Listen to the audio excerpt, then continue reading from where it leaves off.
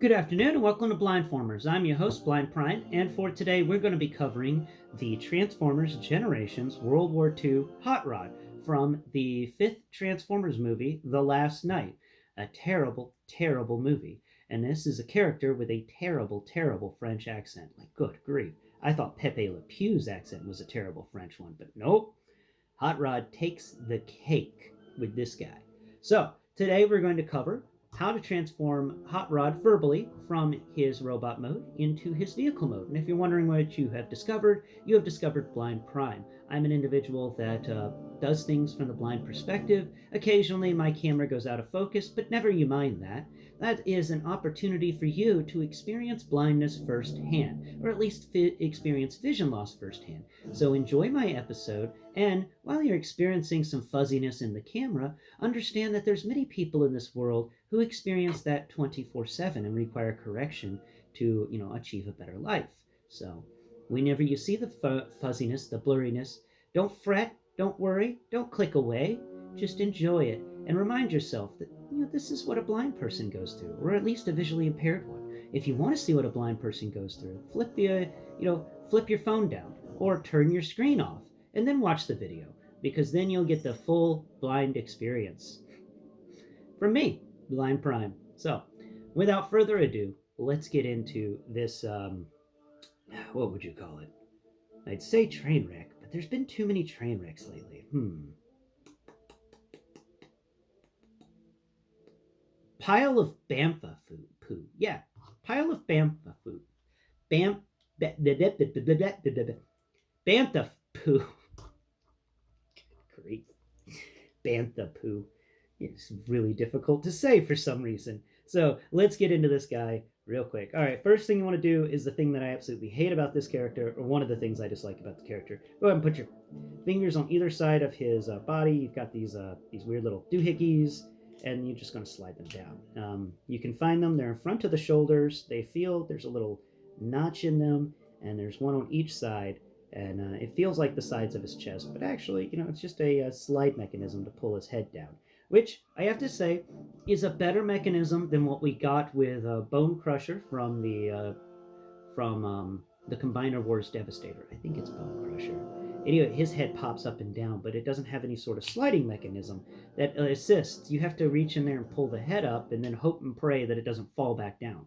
At least this allows some sort of locking. All right, so you pull the head down. Now, you're going to go ahead and rotate these arms around. So these arms are weird. They are on like a flimsy, flimsy hinge. And what you want to try and do, I say try because you may not succeed the first time doing it. You want to try and spin the arms forward, backwards. So he's trying to swing his arms around, behind his back and up. So we're going to do that so the wheels face down. But you got to do both arms at the same time because they're connected by one of the smallest it's just a thin, weak connection bar. So you want to be careful. You don't want to break it. It may be easy to break. Now that you've done that, we're going to go ahead and then fold the wheels down further. They've got a little folded bit, so we can go ahead and pull out that accordion hinge and then fold it back down. And we're going to get these arms just hanging out up here. But these arms can actually fold across his back, and that's what we're going to do here. We're just going to fold them up. They're just going to kind of lay. Oh, wait, I forgot. Before we get into these arms, go ahead and fold each of the hands into the actual arm itself. And I want to say something about this. We get a lot of this in the Transformers generation stuff, especially with like Legacy Evolution and Legacy and everything from More for Cybertron, where you got the arm that folds up into, the hand that folds into the arm, all right? Now, for many of those, they give us this huge negative zone, this negative space where that hand's supposed to fold in. This is interesting because they don't do that. Instead, when you fold the hand up, you just made the forearm thicker because it's got all these cuts and grooves in it that match the hand, but it doesn't interfere with anything. And I find that really cool, and I really enjoy it. I just wanted to point that out. I like that way of folding up the hands more than I like the whole, forearm has a giant negative zone in it where the hand's supposed to fold in, and then you fold in the hand and you make that negative zone disappear. This one didn't have that. It was very smooth and very elegant. as much as I dislike this figure, I have to give that part a bonus point on being a really cool and unique thing to do. Something that we don't see very often. So you want to go ahead and line up both of the arms on the inside. They're not really going to do much in here. The main show for this guy is going to be this most of the vehicle that's been on his back. But let's go ahead and focus on the legs, and let's get these guys lined up properly. Okay, so go ahead and pull up the back panel from the back of the leg and unfold that wheel and lock it into position. Then go ahead and fold fold the foot forwards all the way. All right, so we're going to follow the same process with the other side. Go ahead and pull up that thing on the back of his leg, unfold the wheel until it clicks into place, and then fold the toe forward until it clicks into place. And now you've got these folded up legs. Now go ahead and fold down these two pieces, one on each side that cover the legs. The back of his foot is actually going to become this really nice bumper. So we're just going to go ahead and mesh everything together. And this is one of those slightly Play-Doh-like Transformers where you do have to do some squeezing, but you can get it all together pretty well. It does enjoy transforming itself, and I'm probably going to eat those words now that I said them. Now that you've got the front of the vehicle transformed, let's go ahead and work on this back stuff. On this backpack, go ahead and fold up the side panels for the door things. And we're going to go ahead and fold that forwards. Let's make sure there's nothing else in there. No, there is not anything else in there. Though, interestingly enough, you can, and this is a possibility that you can do. You can, and I forgot to mention this on the other thing, you can spin the roof of the truck around to make it different. I think that's really neat. I have to say, that's something that we never see. We never see this in Transformers. The ability to change an aspect of the vehicle mode. So let's go ahead and make it where there's no sort of connection point on the top for the gun, seeing as I've lost the gun. Now that we've unfolded the doors, we've decided what area we wanted the roof to be in, because it's like a moon roof and it moves. It's kind of neat. Now we're going to go ahead and fold down these sides and fold everything into place. Now, the arms really don't matter too much. Where they're at, they will find their own way, that's for sure. And we just need to make sure that we Play-Doh this guy together. Go ahead and fold up this back window. There it is. The back windshield needs to fold down.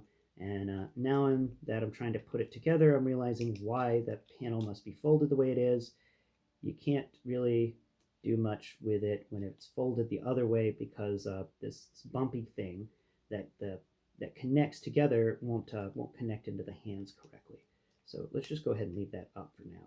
I think it's kind of neat that you can just raise and lower it. So let's go ahead and lower these pieces down, get all that together. There we go. Now we're getting it into his vehicle mode. Now this is where the Play-Doh aspect comes in. We just got to kind of mold it together and then press it down. A little pressure doesn't hurt anybody. Make sure that you folded the back bumper all the way down and put it between the wheels on the rear of the vehicle before snipping it into place. And now we can go ahead and lower the roof down for this vehicle mode. Or, you can do all sorts of things with it. I think that's really neat about this roof. This roof really makes me happy. But it's honestly like the only thing in this Transformer, next to some of the other unique aspects, that is cool.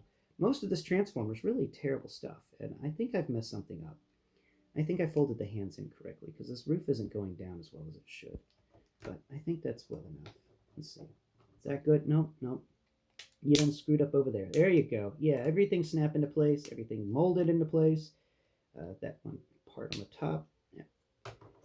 He does not like to stay together in vehicle mode, but that is his vehicle mode. Make sure that back bumper's back in place and snap those two wheels into it.